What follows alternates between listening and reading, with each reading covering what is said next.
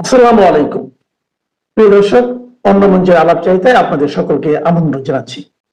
আপনারা এই মুহূর্তে যে যেখান থেকে আমাকে দেখছেন শুনছেন, সকলকে আমার অন্তরের অন্তঃস্থল থেকে ধন্যবাদ এবং শুভকামনা রইল আপনাদের জন্য।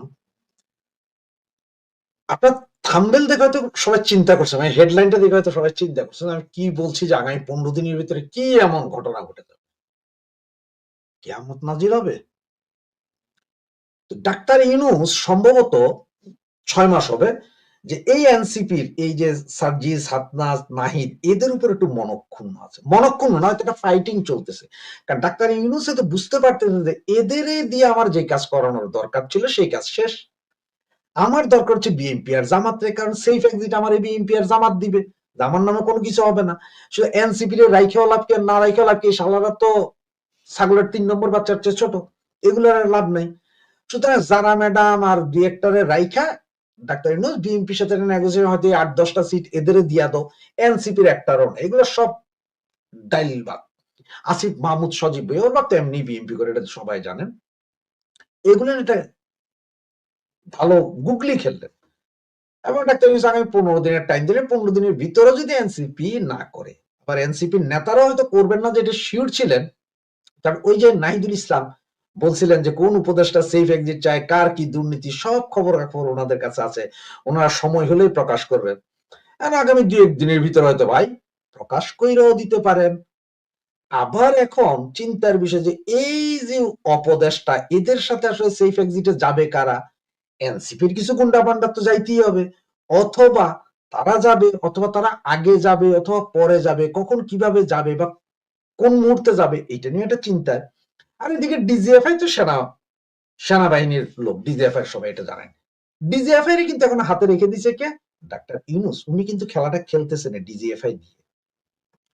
ডিজিএফআই দিয়ে খেলাটা কিভাবে খেলতেছেন দেখেন।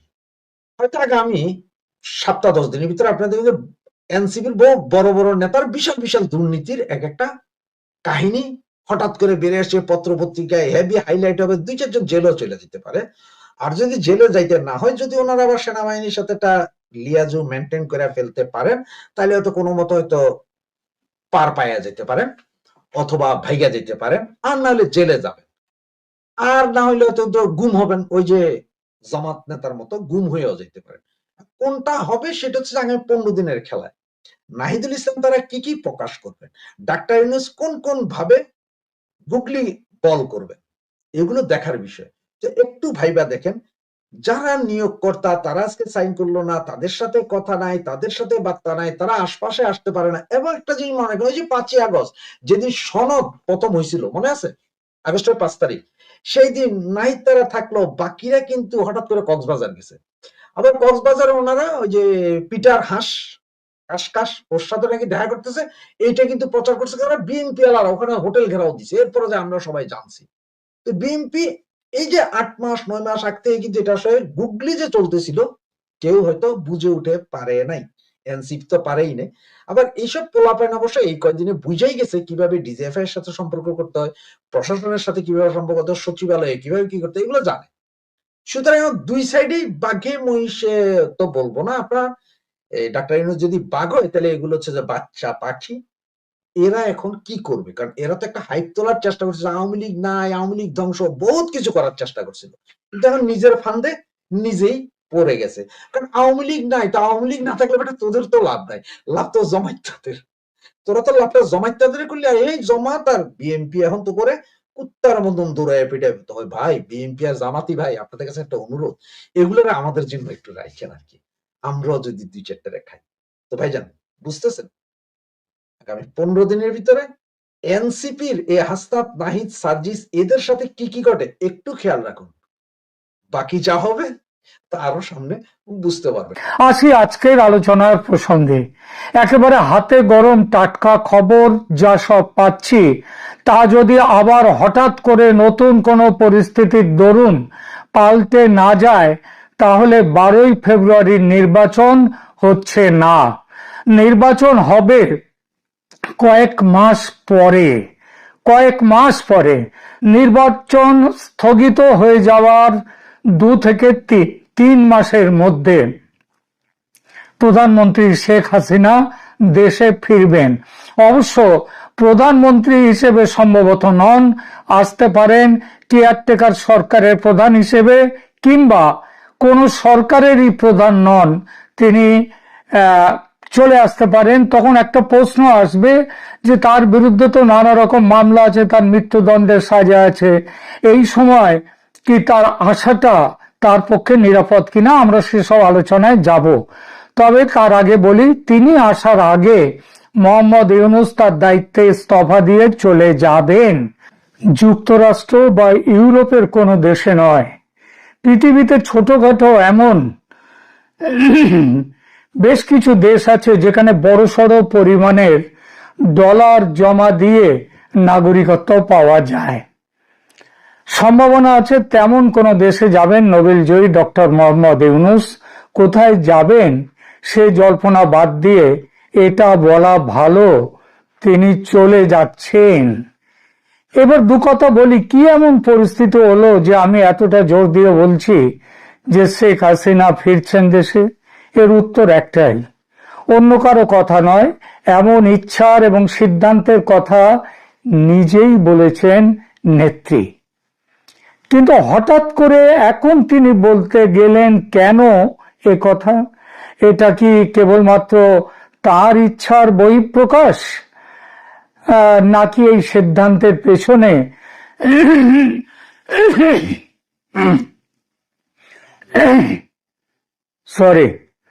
নাকি এই সিদ্ধান্তের পেছনে বড়সড় কোনো কারণ আছে? দেখা যাক সেটা। ভারত বিগত বেশ কিছু মাস ধরে বলে আসছে বাংলাদেশে স্বচ্ছ, মুক্ত এবং সমস্ত দলের অংশগ্রহণের মাধ্যমে হওয়া একটি নির্বাচনের কথা। আমেরিকা স্পষ্ট কোনো অবস্থান নিচ্ছিল না, ঝুলিয়ে রেখেছিল বিষয়টা। কিন্তু অতি সম্প্রতি আমেরিকা মনস্থির করে ফেলেছে ইউনূস একজন চূড়ান্ত ব্যর্থ প্রশাসক, সেটা বুঝেছে ট্রাম্প প্রশাসন। তিনি চেষ্টা করছেন নির্বাচনী প্রক্রিয়ায় জালিয়াতি করে মৌলবাদী শক্তি অর্থাৎ জামায়াতের সরকার প্রতিষ্ঠা করার জন্য। বাংলাদেশ মৌলবাদীদের হাতে চলে যাক, এটা একেবারেই চাইছে না আমেরিকা।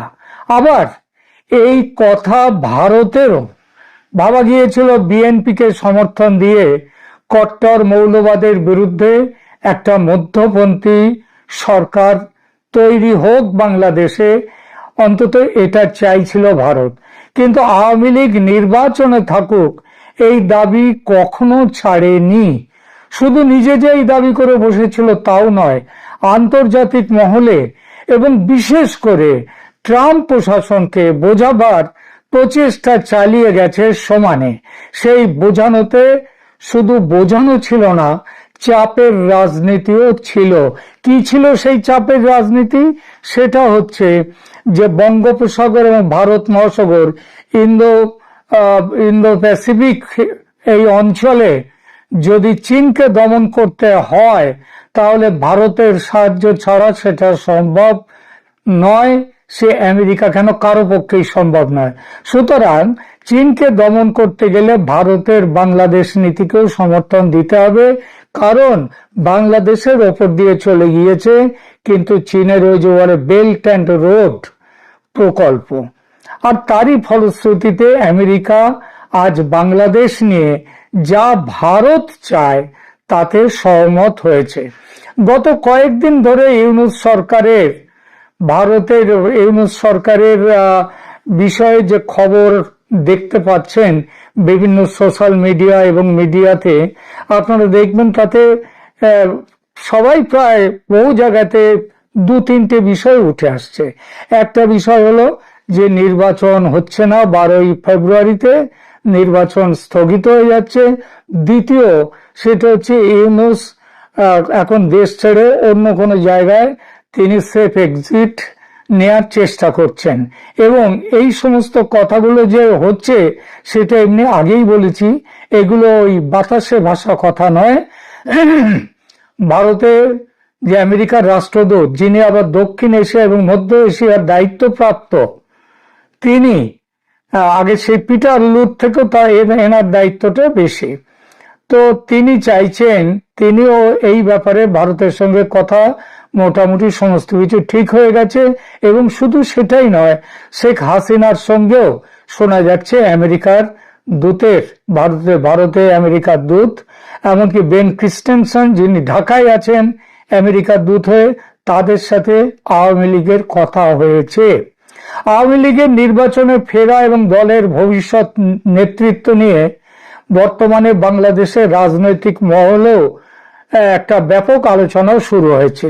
যে এই প্রশ্নটা উঠে এসছে, যদি শেখ হাসিনা আওয়ামী লীগ দলের ওপর থেকে অবস্থা যদি তুলে নেওয়া হয়, যদি তাদের ওপর থেকে স্বীকৃতি মানে নিষেধ যেটা রয়েছে সেগুলো যদি তুলে নেওয়া হয়, তাহলেও এই পরিস্থিতিতে আওয়ামী লীগ বাংলাদেশে ভোটে অংশগ্রহণ করবার মতো ক্ষমতা তার আছে কিনা, দলকে নেতৃত্ব দেবে কে।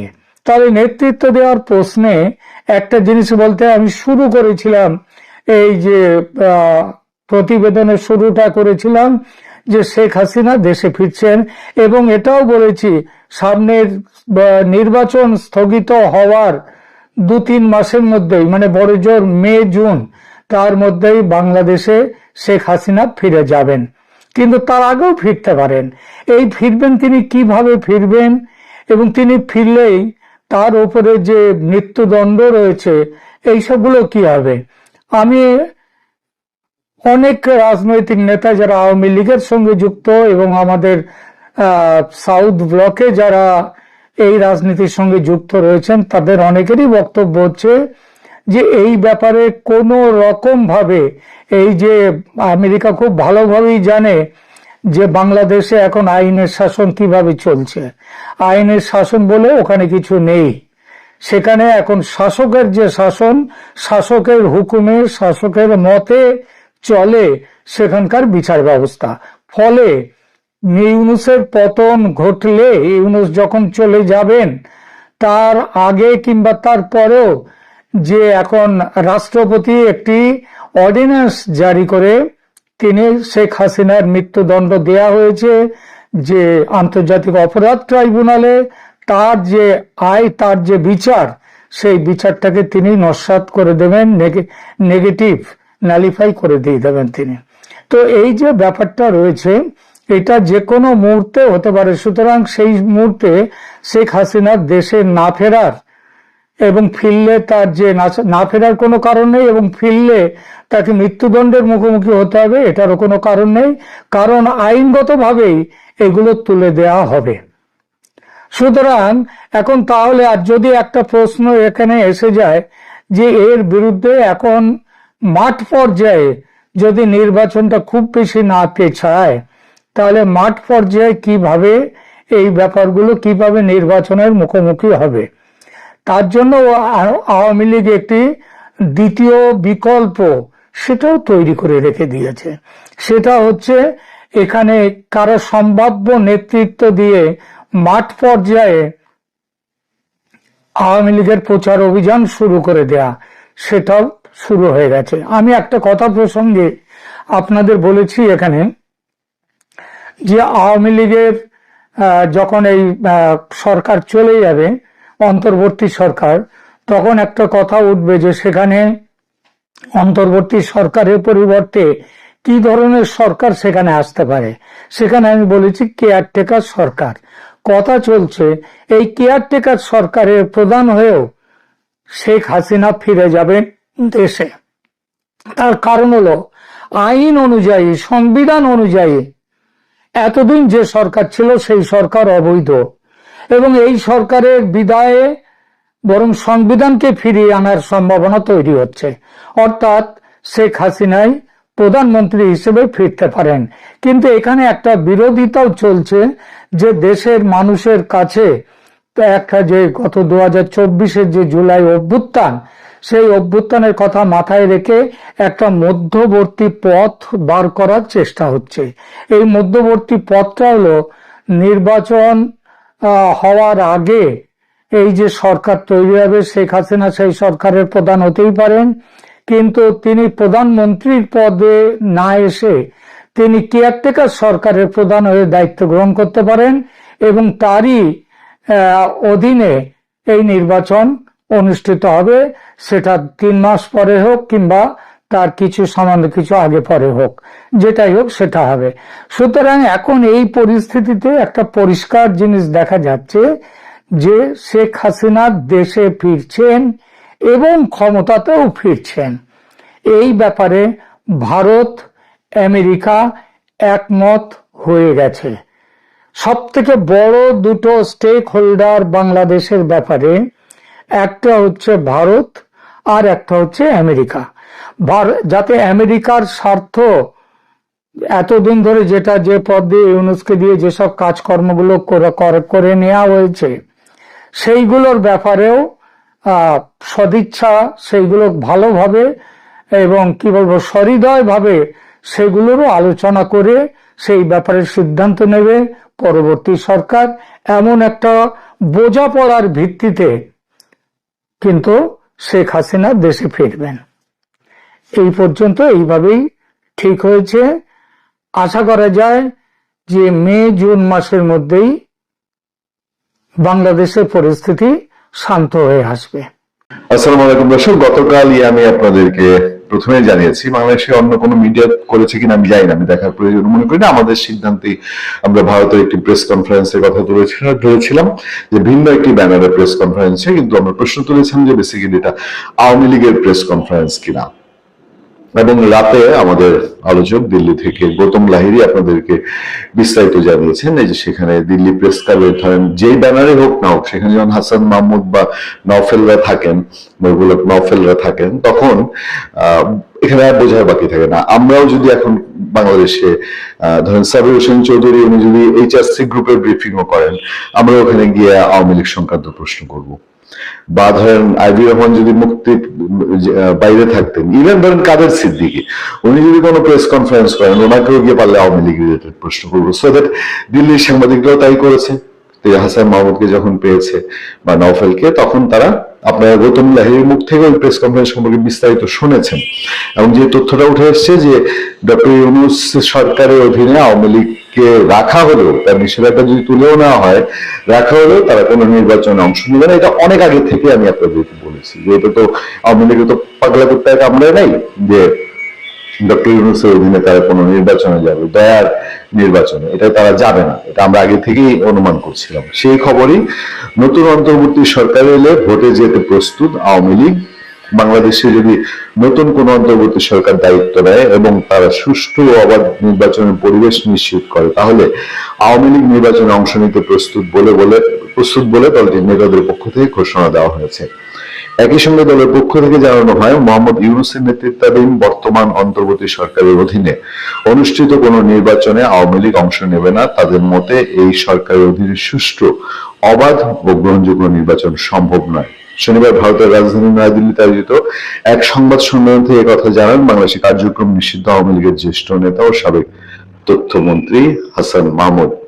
সংবাদ সম্মেলনে তার সঙ্গে ছিলেন বাংলাদেশের সাবেক শিক্ষামন্ত্রী মহিবুল হাসান চৌধুরী নওফেল এবং আওয়ামী লীগপন্থী অ্যাক্টিভিস্ট ও আইনজীবী নিঝুম মজুমদার। 2024 সালে জুলাই-আগস্টে বাংলাদেশের রাজনৈতিক অস্থিরতা নিয়ে জাতিসংঘের মানবাধিকার কমিশনের কার্যালয়ে যে রিপোর্ট পেশ করেছিল, তার মধ্যকার একটি অসঙ্গতি তুলে ধরতে মূলত এই সাংবাদিক সম্মেলনের আয়োজন করা হয়। স্থানীয় সময় শনিবার সন্ধ্যা 6টা থেকে শুরু হওয়া সংবাদ সম্মেলন চলে প্রায় দীর্ঘ 2 ঘন্টা।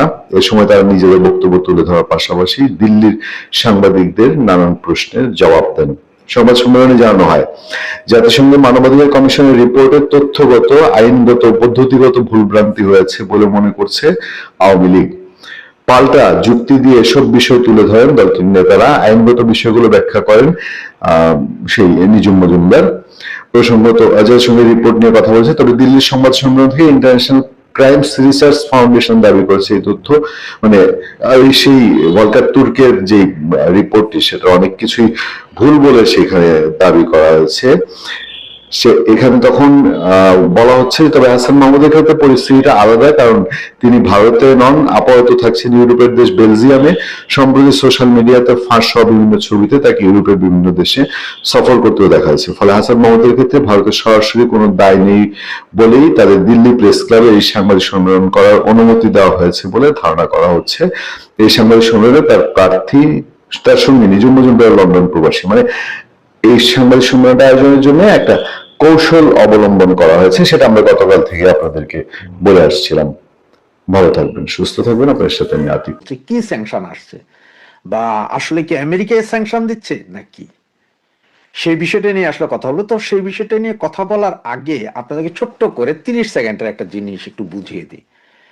আমি গতকালকে আমার যে কন্টেন্ট ছিল, বা অনেকে যে কন্টেন্ট করেছেন, তার আগের দিনের যে কন্টেন্ট ছিল, এগুলোতে এখন আস্তে আস্তে অনেকেই কন্টেন্ট করছেন, সুতরাং আপনাদের বিশ্বাসযোগ্যতা অর্জন করছে যে জি আমি যেগুলো বলেছিলাম সেগুলো সত্যিই বলেছিলাম। এখন যখন আপনারা জানতে পারছেন যে আমি যখন বলেছিলাম যে শেখ হাসিনার সাথে মার্কো রুবিও কথা বলেছে, অনেকে বলেছিলেন মিস ইনফরমেশন, কিন্তু এখন বিভিন্ন কন্টেন্ট ক্রিয়েটাররা বলছেন, এমনকি জনকণ্ঠ পত্রিকাও বলেছেন সরাসরি দেখা করেছেন। তবে না, সরাসরি দেখা করেননি, ফোন আলাপ হয়েছে। তো যে বিষয়টা নিয়ে কথা বলছিলাম যে গতকাল দুপুরবেলা জামাত, সকালবেলা বিএনপি, এবং তার আগে আপনার ডাক্তার ইউনূসের সাথে আমেরিকা যে বৈঠকগুলো করেছে বা ভার্চুয়ালি বৈঠক করেছে, সেগুলোতে একটা জিনিসই আমেরিকার ছিল, যে আমরা যা করেছি ইন্ট্রিমের সাথে, আমরা যেসব চুক্তিগুলো করেছি এগুলো তোমাদের আমলে বৈধ থাকবে কিনা, বা তোমাদের আমলে তোমরা এগুলোকে সাস্টেন করাতে পারবে কিনা। জামাত বলেছে স্যার আপনারা যা বলবেন সব, আপনারা দরকার সব নিয়ে যান, কানাচে কানাচে পাড়ায় পাড়ায় ক্যাম্প খোলেন, কোনো সমস্যা নেই, আমগো ক্ষমতা চাই। বিএনপিও সেম। এবং ডাক্তার ইউনূসের সাথে যে বৈঠক ছিল, সেই বৈঠকে ডাক্তার ইউনূস অনুরোধ করেছিলেন যে কি বলেন, আমরা যেসব চুক্তিগুলো করেছি নন ডিসক্লোজার এই সেই, এগুলোর ব্যাপারে আপনাদের মতামত কি। বিএনপি বলেছে না না, আমরা সব ওকে, আমরা we are all okay, we have a plan, মানে আমরা একটা প্ল্যান আছে যে আপনারা যা করেছেন তাই ঠিক থাকবে, প্রয়োজনে আপনাকে রাষ্ট্রপতিও বানানো হবে। এই হচ্ছে যে বিএনপির মনোভাব। বিএনপির সাথে যখন আমেরিকান কূটনীতিকরা কথা বলেছে, তখন বলেছে যে হ্যাঁ আমরা রাজি আছি, কোনো সমস্যা নেই, কিন্তু বিএনপি জানেই না যে আসলে চুক্তিতে কি কি হয়েছে, কারণ এটা তো নন ডিসক্লোজার। সুতরাং বিএনপি জানে না। কিন্তু বিএনপি না জানার পরও বিএনপির কথা হচ্ছে, যদি দেশের 16 টুকরা করে 15 টুকরা আমেরিকাকে দেওয়া হয়, এক টুকরাতে আমি তারেক জিয়া প্রেসিডেন্ট, প্রধানমন্ত্রী হব, কোনো সমস্যা নেই। এটা হচ্ছে বিএনপির মূলধারা। তো এখন বলি যে স্যাংশন, আসলে স্যাংশনটা আসছে কেন? স্যাংশনটা যে আসছে বা স্যাংশনটা যে পড়বে, তার কিছু সিমটম দেখেন। এই যে Bangladesh interim government already Boeing এর সাথে একটা চুক্তি করেছে, 14টা এয়ারবাস, বোয়িং এর এয়ারবাস কিনবে ইউএস থেকে। আর সেই এয়ারবাস কেনার চুক্তির কারণে আপনার বাংলাদেশ বিমান পরিচালনা পর্ষদে যেই পরিষদটা আছে বা যার ডিরেক্টর আছে, তাদের মধ্যে সম্ভবত 3 থেকে 4 জন এটার বিরোধিতা করেছে। ওরা বলেছে যে ভাই এই মুহূর্তে বোয়িং কেনার দরকার নাই, আমাদের এমনি বিমানের লস, তার উপর আরো কিনা আমরা কত লস দিব, কোথায় বিমান যাবে তার কোনো হদিস নাই এখন। এইসব নিয়ে তাদের সেখান থেকে 3 জনকে বহিষ্কার করা হয়েছে, এবং 3 জনকে বহিষ্কার করে সেই জায়গায় নিয়ে গিয়েছে আমাদের খলিল, মানে এনএসএ বা ন্যাশনাল সিকিউরিটি অ্যাডভাইজার, তৈয়ব এবং আক্তার, এই 3 জন, যাদের ছবি আপনারা আমার পেছনে দেখছেন, এই 3 জনকে বিমান পরিচালনা পর্ষদের ডিরেক্টর বানানো হয়েছে। হেরাজ খলিল কিন্তু একজন মন্ত্রী পদমর্যাদার, সে ডিরেক্টর হইতে পারে, কিন্তু তাকে সেখানে বসানো হয়েছে। আর তাকে সেখানে বসানো হয়েছে কেন? যাতে এই মাসের 30 তারিখের ভেতরে বিমানের সাথে ইউএস এর এই চুক্তি হয়ে যেতে হবে। এবং আমি আপনাদেরকে বারবার একটা কথাই বলছি যে এই মাসের 30 তারিখের ভেতরে প্রায় $9 বিলিয়ন আমেরিকাকে দিতে হবে অস্ত্র এবং বিমান কেনা বাবদ। এবং এই বিমান কেনার পরে, বিমান কিন্তু কালকে কিনলে পরশু দিন আসবে না, টাকা দিয়ে দিবেন 2031 সালে প্রথমে আমরা সাপ্লাই পাবো সম্ভবত 2টি বিমান, এরপরে ধাপে ধাপে বাকিগুলো পাবো। এই হচ্ছে যে অবস্থা। কিন্তু টাকা এখনই চলে যেতে হবে আমেরিকার ভান্ডারে। কারণ হচ্ছে যে আগামী ফেব্রুয়ারিতে ইলেকশনের পরে যদি কিছু হয়ে যায়, তার জন্যই 100% আমেরিকা এশিওর করতেছে যে আমাদের টাকাও পাবো, চুক্তিও আমাদের হয়ে যাবে। আর যার কারণে এই 3 পান্ডাকে বিমান পর্ষদে নেওয়া হয়েছে এবং যারা এটার বিরোধী করে তাদেরকে বহিষ্কার করা হয়েছে। এগুলো এখন ওপেন সিক্রেট। এর ভিতরে বাংলাদেশ সরকার এর আগে আরো 6-7 মাস আগে ইউরোপের সাথে এয়ারবাস কেনার একটা চুক্তির কথা বলেছিল এবং সম্ভবত চুক্তিটা একটা মৌখিক লিখিত নরমাল চুক্তি হয়েছে সম্ভবত এরকম, কিন্তু সেখান থেকে পিছিয়ে হচ্ছে, সেখান থেকে বিমান নিবে না। এরপর আবার ইউরোপের দেশগুলোর সাথে ইউরোফাইটার কেনার জন্য একটা কথাবার্তা চলছিল এবং সেটাও প্রায় শিওর ছিল যে 4টা বা 8টা ইউরোফাইটার কিনবে, সেটা থেকেও পিছিয়ে হটে এসেছে। এই সব ঘটনা যখন হচ্ছে তখন ওই যে আমেরিকার যে বোয়িং যদি না কিনে তাহলে আমেরিকা স্যাংশন দিবে এবং আমেরিকার স্যাংশনের দেখেন কিছু কিছু চিত্র দেখেন। আমেরিকার স্যাংশনের মধ্যে অলরেডি আপনার এই যে ভিসা, আপনারা যে ভিসা নিয়ে যাই সেটার উপর যেমন টোটাল কলাপস করছে। এরপর টুরিস্ট যাইতে হইলে আপনার 15 লাখ টাকা জমা দিয়ে এরপরে টুরিস্ট ভিসা নিতে হবে। এগুলো কিন্তু মোটামুটি একটা স্যাংশনের পর্যায়ে, এটা 100% স্যাংশন না, ইকোনমিক স্যাংশন না, কিন্তু এটা মানে আমরা তোমাদেরকে যে কোনো মুহূর্তে স্যাংশন দিতে পারি যদি তোমরা আমাদের এই জিনিস না নাও। এগুলো দেওয়ার পরও এরপরে বাকি চুক্তি যদি যেই সরকার আসবে সেই সরকার যদি না করে তাইলে আসবে মূল স্যাংশন।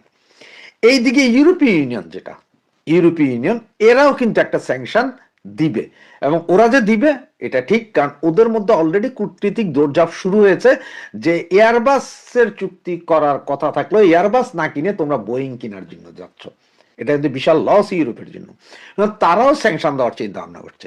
আর সেই চিন্তা ভাবনা থেকে আপনাদেরকে আজকে এই মুহূর্তে বলে দিই, একটু খোঁজ নিলেই পাবেন আপনারা, গ্যাপ, জারা এবং ম্যাঙ্গো সহ অলরেডি 6টা বৃহৎ ইউরোপীয় কোম্পানি তারা গুটিয়ে নিচ্ছে আমাদের দেশ থেকে তাদের বিজনেস। আপনি এটা অনন্ত গ্রুপে জানতে চাইলে তারা বলে দিবে গ্যাপের অবস্থা কি। এরপরে জারা, ম্যাঙ্গো, তারপরে আপনার অন্য আরো যেই 4-5টি বড় বড় কোম্পানি আছে যারা বিলিয়ন ডলারের গার্মেন্টস প্রোডাক্টে, তারা সকলে এখন আস্তে আস্তে বন্ধ করে দিচ্ছে এবং জানুয়ারির 30 তারিখের ভেতরে যখন বোয়িং এর সাথে চুক্তিটা হয়ে যাবে টোটালি কলাপস করে দিবে গার্মেন্টস সেক্টরের এই সব বড় কোম্পানিগুলো সবকিছু নাও। এরা সব চলে যাবে ভারতে অথবা চায়নাতে, যেখান থেকে ওদের এরপরে সুবিধা তারা সেখানে চলে যাবে। কারণ ইউরোপ বলতেছে যে তোমরা এখানে আমাদের এখানে উইদাউট ট্যাক্স বিহীন গার্মেন্টস পণ্য পাঠাও এবং সেই পণ্যে তোমরা লাভবান হও, আর আমাদের কাছ থেকে কিনা না কিনে তোমরা কিনবে আমেরিকা থেকে। ফর এক্সাম্পল আমেরিকাতে যদি বছরে যদি $50,000 গার্মেন্টস পণ্য যায়, সারা ইউরোপে যায় $2 বিলিয়ন। সুতরাং এটাই হচ্ছে যে কাহিনী। এই জন্যই ইউরোপীয় ইউনিয়ন স্যাংশন দিবে 30 তারিখের পরে, যে কোনো সময় স্যাংশন আসতে পারে আপনারা দেখবেন, এবং যদি চুক্তি না হয় আমেরিকাও দিবে।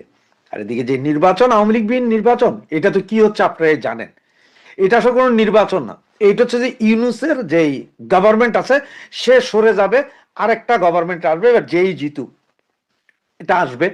এরপরে তো রাষ্ট্রপতিকে ইমপিচ করা হবে, তো রাষ্ট্রপতি আগেই বলে দিয়েছে যে উনি থাকতে চান না, সুতরাং উনি হয়তো ক্ষমতাটা দিয়ে চলে যাবেন। ইউনুস হয়তো এখানে একটা সুবিধা নিচ্ছে, বিএনপির সাথে এটা কথাবার্তা হয়েছে, এনসিপির সাথে কথাবার্তা হয়েছে, যেই জিতবেন জিতেন, আমাকে রাষ্ট্রপতি রেখে দিয়েন প্লিজ, আমার অনেক সহায় সম্পত্তি এই দেশে আছে, এগুলো রক্ষা করতে হলে আমার মতো 2-4-5 বছর আরো থাকতে হবে, এগুলোর একটা প্ল্যান। তো এতে আওয়ামী লীগ আলাদের হতাশ হয়ে লাভ নেই, কারণ এই ইলেকশনটাকে পৃথিবীর কোনো দেশই মেনে নিবে না, এবং যেটা মেনে নিবে না সেটার জিনিসগুলো আর আস্তে আস্তে দেখতে পারবেন। এই যে এখন হিউম্যান রাইটস ওয়াচ তারা গত পরশুদিন যে রিপোর্ট দিয়েছে যে বাংলাদেশে হত্যা, খুন, নৈরাজ্য দ্বিগুণ আকারে বাড়ছে এবং এটা বেড়েই চলছে, কমার কোনো লক্ষণ নেই, আইন শৃঙ্খলা পরিস্থিতি নেই। এবার আস্তে আস্তে এখন সবাই মুখ খুলবে, আস্তে আস্তে মুখ খুলতে থাকবে এবং এটা দেখতে থাকবেন। সুতরাং আওয়ামী লীগ নেতা কর্মী আমার ভাই বন্ধুকে বলবো, ভয়ের কোনো কারণ নেই। হ্যাঁ, আপনাদের হয়তো হতাশা হতে পারে যে আপনারা এই মুহূর্তে ক্ষমতায় নেই বা ক্ষমতায় আসতে পারতেন না। ভাই, আপনারা 16 বছর চালিয়েছেন, 16 বছরে আওয়ামী লীগ যা করে দিয়ে গেছে আগামী 50 বছরও অন্য কোনো সরকার সেটা করতে পারবে না, এটা মানুষ জানে, আমজনতা জানে, সাধারণ জনগণ জানে। আর তার জন্য এখন যেই সরকারই গঠিত হবে হোক, সেটা কতদিন সাস্টেন করে এবং তার মাজার জোর কয়দিন থাকে সেটাও আমরা দেখার বিষয়, দেখি।